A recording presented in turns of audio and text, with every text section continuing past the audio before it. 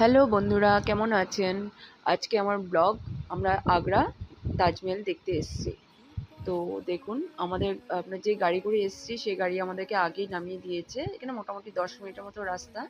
তো এখানে government facility গাড়ি দেওয়া হয়েছে। এই গাড়িতে 15 টাকা করে টিকিট আর 15 জন সিট ক্যাপাসিটি আছে। তো আমরা ওই গাড়িতে উঠে গেছি। দেখুন, ঘোড়া গাড়িও আছে। তো যারাদের পছন্দ তারা ঘোড়া গাড়িতে করে চলে আসতে পারে। তো দেখুন ভিউটা কত সুন্দর, কি ভালো লাগছে। তো আমাদের সামার ভ্যাকেশন থাকার জন্য এখানে অনেকটা ভিড় ছিল। নর্মাল সময় শুনেছি অতটা ভিড় হয় না। তো আমরা এসে গেছি।